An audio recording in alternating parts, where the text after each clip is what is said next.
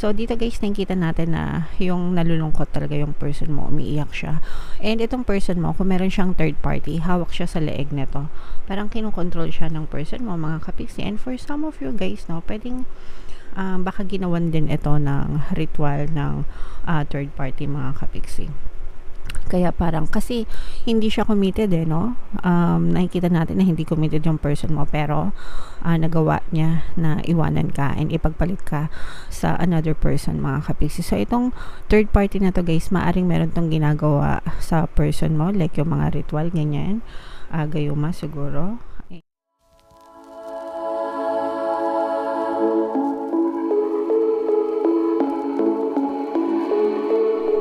Hello guys, hello Gemini, welcome back to Pinay Pixie Tarot. Ang pamagat ng ating episode for tonight is feelings reading. Ano ang nararamdaman niya sa'yo? So ito yung ating feelings check, mga kapixie, para makita nyo kung ano yung nararamdaman sa inyo ng inyong partner or specific person. General reading lang guys, pwede mag-resonate, pwedeng hindi. Combination ng positive and negative energy. Pwede ma-pick up yung energy nyo, pwede ma-pick up yung energy ng person nyo. Roles can be reversed guys. If in case hindi kayo naka-resonate dito, try nyo panoorin yung video para sa zodiac sign ng person nyo. Baka nandun yung energy nyo guys. Alright? So, dito sa deck na to guys, tingnan natin kung ano yung mensahe sa inyo ng inyong partner or specific person. Itong deck na to ay galing kay Miss May Love Tarot, mga kapiksi. So, kung hindi pa kayo nakasubscribe sa kanya, nandito rin siya sa YouTube guys. Subscribe na lang din guys sa channel niya. Alright? So, ito yung mga mensahe sa inyo ng inyong partner or specific person guys. Let me know if naka-resonate kayo. So, ito guys, for some of you, maaaring hiwalay na kayo nitong person na to, mga kapiksi, and maaaring meron na siyang ibang partner right now. Sabi niya dito, may mahal na akong iba. Takot ako sa commitment. Alam ko ang iyong halaga. So, itong person na to guys, pwedeng hiwalay na kayo or pwedeng hindi pa kayo hiwalay pero nagkakaproblema na kayo, mga kapiksi. Nagde-detach na. Kung hindi pa kayo hiwalay, etong person mo nagde-detach na sa'yo. Ibig sabihin ng nagde-detach, lumalayo na. No? Nagkakaroon na kayo ng mga emotional gap, ganyan. Physical gap din. Nahihirapan ka ng may pag-usap dito sa person na to. Excuse me. Nahihirapan ka na makipag-usap dito sa person na to, nahihirapan na kayong kumonect sa kanila, ganyan. And that is because for some of them, maaring nakakita na sila ng iba, maaring may third party, maaring pero kung hiwalay naman na kayo, okay lang naman yon na meron na silang iba. Pero kung hindi pa kayo hiwalay, yun na yung medyo off, ganyan. And kumbaga itong person na to, sabi niya, alam ko ang iyong tunay na halaga. So, ang iyong halaga. So, alam niya yung mahalaga ka sa person mo, pero this person cannot give you what you want, no? Hindi niya kayang ibigay sa iyo yung deserve mo. Hindi niya kayang ibigay sa iyo yung pagmamahal, yung commitment especially, no? Kasi takot siya sa commitment. Maaaring may traumatic experience itong person mo sa kanyang past. Pwedeng nangyari sa mga parents niya, pwedeng sa kanya mismo nangyari. And yun yung reason kung bakit tuwing kapag ka lumalalim na yung connection, ganyan, nagbaback off na siya, nagbaback out na, ganyan. Nagme-menor, kumbaga, tapos umaatras. And the cycle repeats, no? Parang paulit-ulit lang. Let's say, for example, nangyari sa'yo. Kung meron siyang bagong partner, maaaring maulit yon, mga kapiksi. Ibig sabihin, pwedeng hindi rin siya mag-commit dun sa person na yon, panandalian lang, tapos uulit-ulit na magre-retract siya or iiwan din niya yon. So, parang ganun yung cycle. Merong pattern, may cycle yung person mo, mga kapiksi, and that's because takot siya sa commitment. And kumbaga yung person mo, dahil alam niya na hindi siya magiging committed sa'yo, ayaw niyang aksayahin yung oras mo, panahon mo. Kumbaga, imbis na masayang sa kanya yung oras mo, yung pagmamahal mo, hahayaan niya na makawala ka para makita mo yung tao or makilala mo yung tao na deserve mong mahalin and deserve kang mahalin. Okay? So, ganyan yung mga nasa isip ng person mo, yung mga nais niyang sabihin, mga kapiksi. Comment down below if feeling nyo naka-resonate kayo dyan sa mga mensahe na yan. So, yung next message natin guys, ito naman yung mga emosyon na nakapaloob sa relationship nyo. Pwedeng nararamdaman mo, pwedeng nararamdaman niya, pwedeng nararamdaman yung dalawa. Alright? So, tingnan natin mga emosyon dito. Disgusted.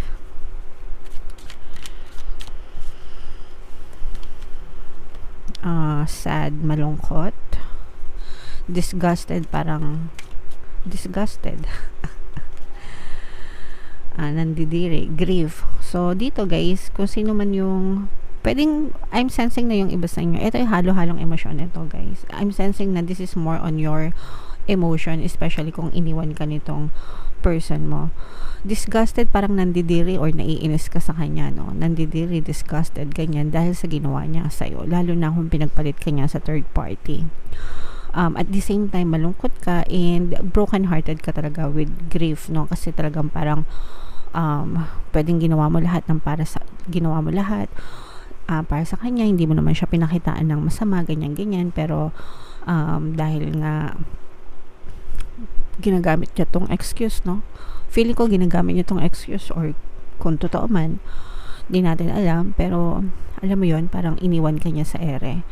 And so naghahalo yung emosyon na malungkot and grieving, nagluluksa. Pwedeng ganito din yung nararamdaman niya sa sarili niya. Naiinis siya sa sarili niya, disgusted siya sa sarili niya, disappointed siya sa sarili niya, malungkot at nagluluksa din siya dahil sa pang-iwan niya sa'yo, pang-iiwan niya sa'yo. Okay? So, pwedeng hindi lang ikaw yung nakakaramdam nito. Pwedeng sila ganun din yung nararamdaman, mga kapiksi. Alright? So, yeah, medyo broken-hearted, medyo halo-halong emosyon nga guys, no? Kasi may galit, may inis, may nasusuklam, ganyan, nasusuka. But at the same time, nalulungkot din kayo sa kinahinatnan nyo dun sa sitwasyon, mga kapiksi. So, if in case naka-resonate kayo dito guys, pwede nyo pakinggan yung ating Ho'oponopono in Self-Love Subliminal para sa mga may pinagdadaanan na emotional pain. So, yung mga subliminals na yun, mga kapiksi, mga katulong yun para maibsan yung lungkot na nararamdaman nyo and mas madali kayong makamove on sa inyong sitwasyon, mga kapiksi. Alright? So, dito naman guys, titingnan natin kung anong nararamdaman sa ilang person mo. Shuffle ko to. Hanapin ko yung energy ng feelings at saka yung energy ng Gemini. Habang sinashuffle ko to guys, panoorin nyo muna tong video natin regarding sa ating paano mag-manifest ng abundance video course. Kapiksi, sawa ka na ba sa mga struggles at hirap sa buhay mo? Masipag ka ba at masikap sa buhay ngunit hindi ka pa rin umaasenso? Ilang beses ka na bang nag-attempt magnegosyo at mag-invest pero palagi ka pa rin nalulugi? Sa pagkakataon na ito ay maaaring may subconscious beliefs ka na nagiging balakid sa iyong pag-unlad at pagyaman. Introducing, paano mag-manifest ng abundance video course. Dito ay matututunan mong ma-overcome ang mga balakid mo para tuluyan ka ng umunlad, umasenso, sumagana, maging matagumpay, successful at maswerte sa iyong kabuhayan, pera, trabaho, negosyo, salapi at kaperahan ng bonggang-bongga. Dali, mag-send na ng email sa pinoypixitaro@gmail.com at simulan na ang iyong pagyaman ngayon. Alright, so gusto mo bang yumaman, kapiksi? Kung gusto mo yumaman, umunlad at umasenso ng bonggang-bongga, mag-avail ka na ng course kasi sobrang ganda talaga niyan guys. And good news, no? Extended ang ating sale dahil malapit na magpasko, mga kapiksi. Magbibigay ako ng 10% discount until November 30, mga kapiksi. So mag-avail na kayo. Meron din tayong email coaching, mga kapiksi, manifest your desires using the law of attraction. If meron kayong mga specific na gusto nyong i-manifest, pwedeng love and relationship guys, pwedeng money or career, pwede kayo magpabook ng email coaching session with me. Mag-send lang kayo guys ng email sa pinoypixitaro@gmail.com. So eto guys, Gemini, kayo ay na-represent ng King of Swords sa ating spread. Ito yung feelings sa energy, mga kapiksi. Meron tayong presence dito ng Earth signs, Capricorn, Taurus, Virgo. For some of you, maaring Earth sign yung person mo or maaring may Earth element sila sa inyong natal chart, sa kanilang natal chart, and kayo din, mga kapiksi. So, dito guys, nakikita natin na yung nalulungkot talaga yung person mo, umiiyak siya. And itong person mo, kung meron siyang third party, hawak siya sa leeg nito.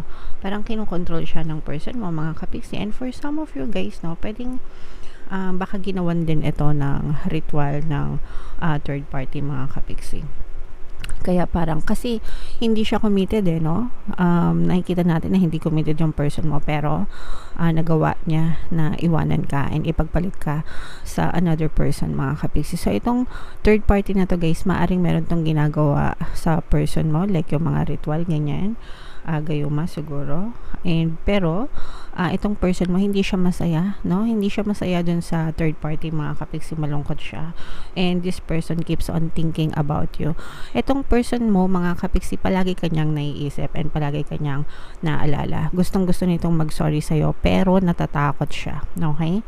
Marami siyang takot, marami siyang duda, at saka lalo na kung galit ka sa kanya. Kasi kung galit ka sa kanya, napipick up nila yon, mga kapiksi, okay? Napipick up nila yon, alam nila, nararamdaman nila na galit ka sa kanila. And isa din yun sa mga reasons kung bakit hindi sila makapag-reach out sa'yo, hindi sila makalapit sa'yo, is because takot sila na baka takot sila na sumbatan mo sila, takot sila na ratratin mo sila ng galit, no? Kasi they feel ashamed, they feel very, very guilty kung ano man yung ginawa nila, mga kapiksi, sa inyo. Pero itong person na to, nagdudusa to ngayon guys. Ibig sabihin parang minamala siya or malungkot, puro negative emotions yung nandun sa side ng person mo, mga kapiksi. Kahit nasabihin nyo na may third party sila, let's say for example, ini-stalk nyo siya, nakita mo may third party, tapos post ng mga pictures na mukhang ang saya-saya, no? Ano lang yun, facade lang yun, mga kapiksi, kumbaga pa-show off lang. Pwedeng yung babae or yung third party, kung ano man gender, mga kapiksi, no? Pwede kasing he, she, or he, she yung relationship nyo. Doesn't matter. Pero pwede kasi yung third party yung nagpo-post ng mga pictures nila sa social media para pa-show off na kunwari masaya sila. Pero deep inside, sa loob ng relationship nila, magulo silang dalawa, mga kapiksi. And that's because itong person mo hindi pa to nakaka-move on sa'yo. Alam nitong person mo, no, yung sinabi niya na alam ko ang tunay mong halaga. May ibig sabihin nito, mga kapiksi, mahalaga ka dun sa person mo. And kapag nag-iisa na lang siya, or pwedeng umiinom ito kasama ng mga barkada niya, ganyan, pag ito'y kasama ng mga barkada niya, parang kinukwento ka niya, parang ikaw yung GL niya, greatest love, tapos parang ikaw yung bukang bibig niya, yung kinukwento niya, ikaw yung pinagmamalaki niya sa mga kaibigan niya, sa mga kakilala niya, alright? Pero parang walang magawa itong person mo, kasi nga for some of them, sabi ko nga sa inyo, parang kinokontrol ito ng third party, mga kapiksi. Pero gustong-gusto na rin itong lumayas.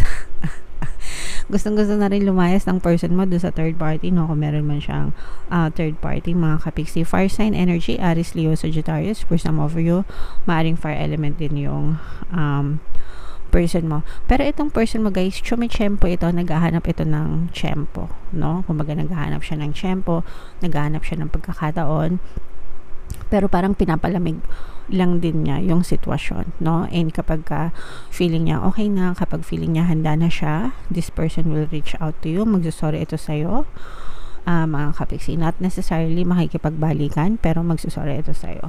So, if you are waiting, kung nakaresonate kayo, mga kapiksi, ay nag-aantay kayo na mag-sorry itong person nyo, huwag nyo kalimutan pakinggan yung ating pampakonsensya, pampabalisa, pampamis, at saka pampakonsensya subliminal. Kasi yung pampakonsensya, talagang uusigin sila ng konsensya nila, mababalisa sila, hindi sila makatulog, hanggang hindi sila nagsusorry sa inyo, mga kapiksi. Alright? So, pakinggan nyo lang yun ng paulit-ulit. Pwede nyo i-combo-combo yung mga subliminals natin. Basta gamitin nyo sa mabuting intention lang, guys. Wag sa kalandian. Alright? Okay. So yeah, comment down below, Gemini, if nakaresonate kayo sa mga readings nyo. Guys, ito yung ating 2024 kapalaran. Kung hindi nyo pa napapanood, panoorin nyo na, super nice, super ganda.